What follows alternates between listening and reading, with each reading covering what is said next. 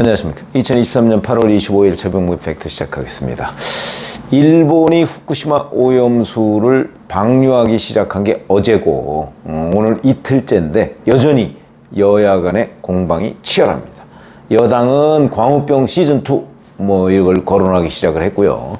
야당은 행동으로 나서기 시작했습니다. 주말에는 골기대회까지 연다고 하죠.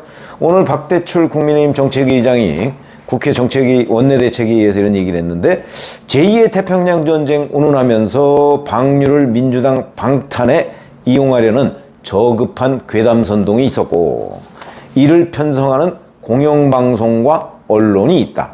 그러면서 SBS는 8시 뉴스에서 전체 26개 꼭지 중 꼭지라는 게 이제 기사 토막을 얘기하는 겁니다.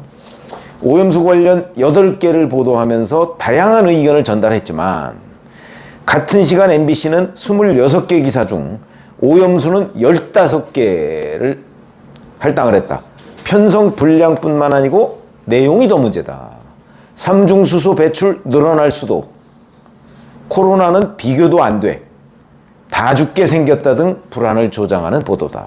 이렇게 얘기를 했고 KBS도 9시 뉴스에서 총 26개 기사 중에 오염수에 대해 13개를 할당을 했는데 보도 내용도 안전하다 하지만 소비 위축 불가피, 오염수도 손실배상 등 정부 비판에 열을 올렸다. 이러면서 광우병 보도 시즌2를 보는 듯하다. 이렇게 얘기를 했거든요.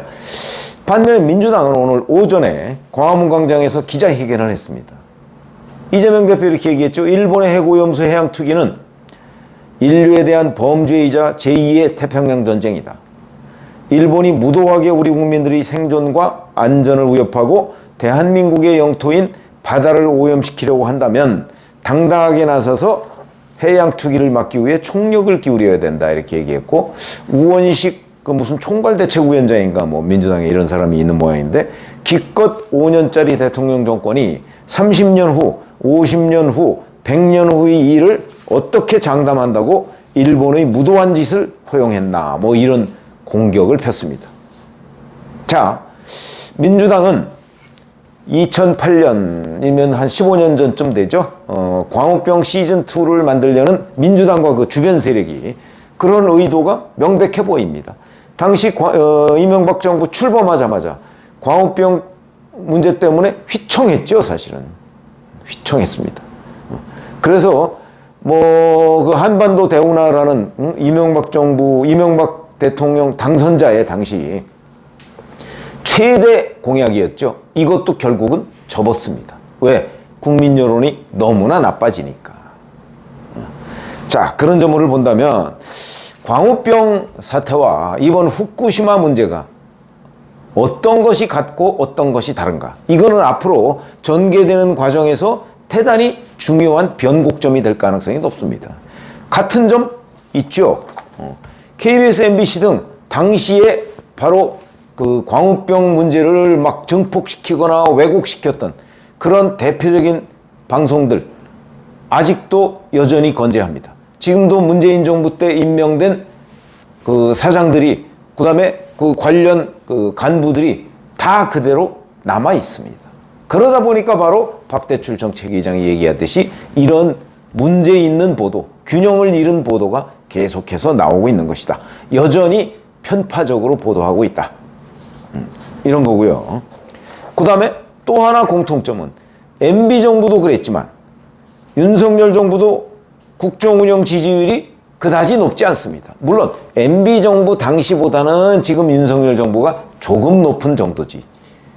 그렇게 안정적이지 않고 더군다나 윤석열 대통령에 대한 부정평가가 워낙 높기 때문에 이런 점들은 지금 광우병 시즌2로 갈 수 있는 요소를 가지고 있다고 봐야죠.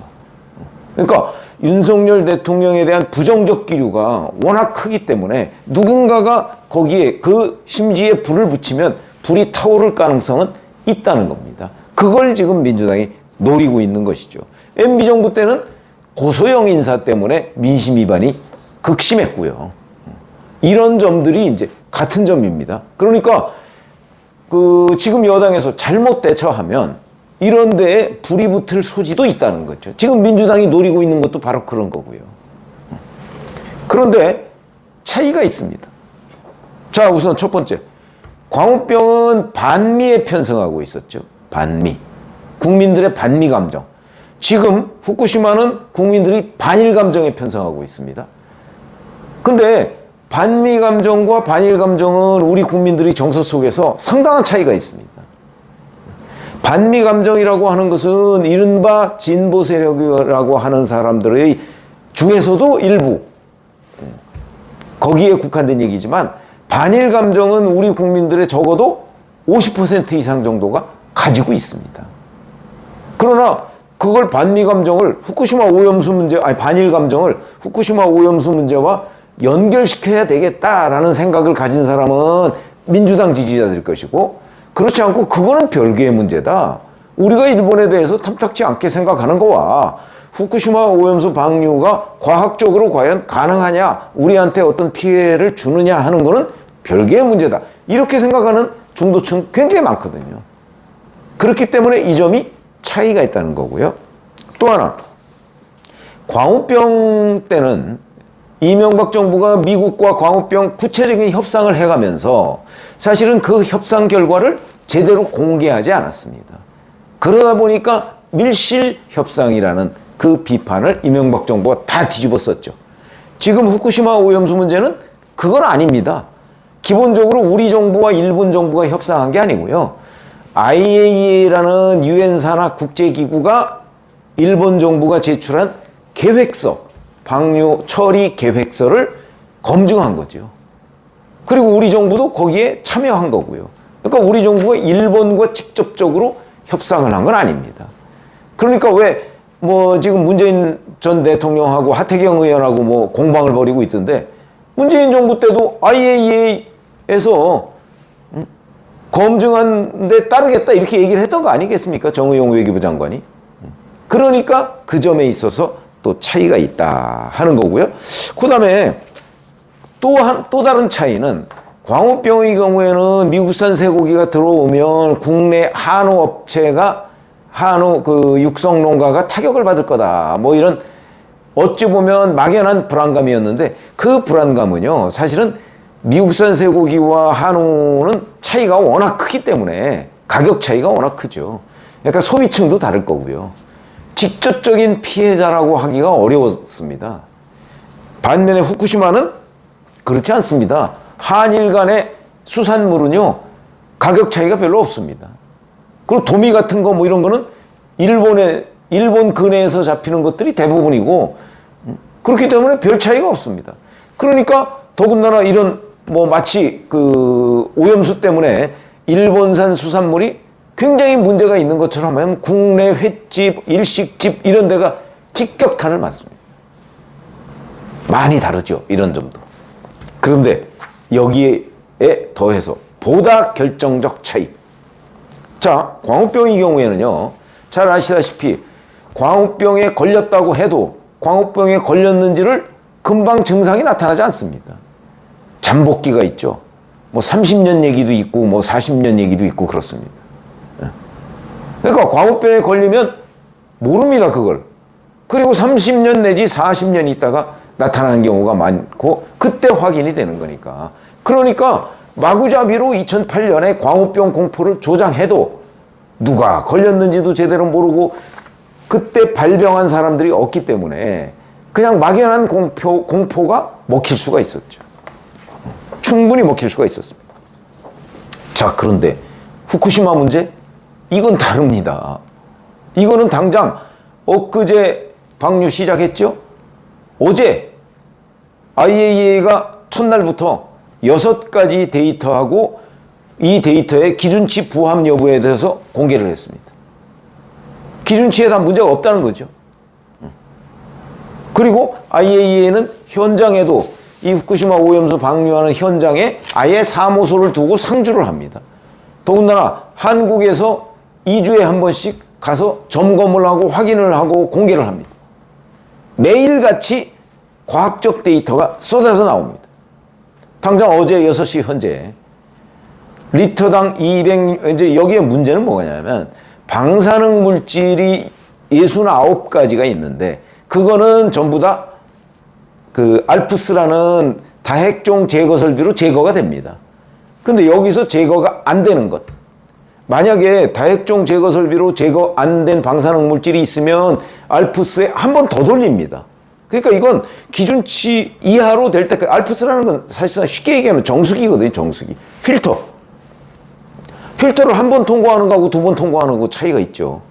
그러니까 만약에 한 번 통과시켰는데 다 안 걸러졌다, 기준치를 넘는다, 그럼 한 번 더 통과시킵니다. 이렇게 해서 배출하는 거기 때문에 이게 기준치를 넘을 가능성은 알프스가 고장나지 않는 한 없다. 고장나면 바로 중단된다. 그거는 뭐 명백한 팩트고요. 자, 거기서 근데 걸러지지 않는 것이 삼중수소입니다. 삼중수소는 우리 지금 이 벽에도 있습니다. 벽에도 삼중수소가 아니고 방사능 물질이. 근데 이런 것들은 다 기준치 이하기 때문에 문제가 없는 거죠. 삼중수소, 하늘에서 내리는 비에도 있습니다. 거기도 있습니다. 그러나 삼중수소는 우리 몸에 들어가면 한 1, 2주일 정도 지나면 축적이 안 됩니다. 이렇기 때문에 큰 위험이 없다는 거고, 그것도 바로 리터당 어제 오후 6시 현재 206 베크렐, 베크렐이라는 게 이제 그 단위인데, 이게 검출이 됐다는 거거든요. WHO 국제보건기구죠. 여기에서 제시하는 먹는 물 가이드가 삼중수소 농도가 10,000베크렐입니다. 10,000베크렐. 10,000베크렐인데 어제 그 오염수에서 검출된 게 206베크렐이면요. 그냥 세 발에 피고, 더군다나 이거는 우리가 먹어도 축적되지도 않고, 이렇게 데이터가 계속 거의 매일 생중계됩니다. 그러다 보니까 자, 이제 민주당이나 이런 데서는 그 데이터 어떻게 믿느냐? 아니, 우리가 검증할 수 있는 거니까. 또 하나, 하루 검사해보고 어떻게 하느냐? 그렇죠. 그러니까 매일같이 검사해보고 한 달 뒤, 제가 그래서 이 후쿠시마 오염수 문제의 해법은 시간이다, 이런 걸 며칠 전에 말씀을 드린 적이 있었는데, 시간이 흘러가면 흘러갈수록 이 데이터가 다 쌓입니다. 한 달 뒤에 어쩌고. 예를 들어서 거기에서 만약에 방사능 물질이 있다면 그 방사능 물질을 섭취한 물고기가 그 방사능 검사에서 방사능이 나온다고 한다면 적어도 몇 개월은 지나야 되겠죠? 한 달쯤은 지나야 되겠, 한두 달은 지나야 되지 않겠습니까? 자, 그럼 한두 달 뒤에 후쿠시마 근처에서 잡은 그 물고기에 방사능 물질 체크해서 그 결과 다 나올 겁니다. 광우병이 잠복기가 30년, 뭐 40년 이렇게 얘기하는데, 이거는 한두 달 뒤에 결과가 나옵니다. 내년 총선에 영향을 미치겠다. 뭐 친일로 몰아서 뭘 어떻게 뭐 태평양 전쟁 운운하는 민주당. 내년 총선까지 7개월 넘게 남았습니다. 예를 들어서 내년 총선 4월 10일인데 3월 뭐 31일에도 이 결과가 나올 겁니다. 그때도 7개월 이상 지났는데, 자, 후쿠시마 근처에서 잡은 물고기에서 방사능 물질이 전혀 나오지 않았다. 아니면 방류하기 전과 똑같다. 이렇게 되면 아무리 우리 국민들이 일본 반일 감정이 있다 쳐도 이 데이터를 어떻게 거부할 수가 있죠? 그런 점이 결정적인 차이입니다. 미국산 쇠고기 문제와. 그래서 이거는 물론 정서의 문제는 있습니다. 쉽게 얘기하면 얼마 전에 그런 보도가 있었죠. 미국 LA인가요? 거기서 화장실 물을 정수했습니다. 과학적으로 보면 마실 수 있습니다. 그러나 그게 화장실 물을 정수한 거다라고 생각하면 그거 마실 사람 아무도 없습니다. 그렇지 않습니까? 똑같은 겁니다. 그렇기 때문에 이것도 후쿠시마 앞바다에서 떠온 물인데 과학적으로는 마실 수 있습니다. 그러나 찜찜하니까 안 마십니다. 이런 게 정서죠. 이거는 과학의 영역과는 약간 거리가 있습니다. 근데 이 정서를 극복하려면, 그러면 과학적 데이터가 쌓여야 된다. 중요한 겁니다. 쌓여야 된다. 그래서 시간이 좀 걸린다는 말씀을 제가 드린 거고요. 여튼 제2의 광우병 사태를 만들려고 혈안이 돼 있는 민주당. 지금 민주당과 중국, 러시아, 뭐 북한 이런 곳만 지금 이 후쿠시마 오염수 문제와 관련해서 이런 식으로 반응을 보이고 있죠. 뭐 미국, 뭐 그다음에 EU는 심지어 미국과 EU는 후쿠시마산 수산물에 대해서 수입 금지를 안 했습니다. 그다음에 태평양 연안국가 16개인가요? 거기서도 이 방류 계획에 대해서 용인했습니다. 그런 나라들이 바보입니까? 그런 점에서 본다면 우리도 물론 관찰을 열심히 해야 되죠. 그러나 이게 후쿠시마 문제가 광우병 시즌2로 넘어갈 가능성 저는 별로 없다고 보고, 그 왜 없느냐, 그 결정적 차이가 바로 이거는 어제부터 우리가 과학적 데이터를 확인하기 시작했기 때문이다 라는 말씀을 드립니다. 고맙습니다.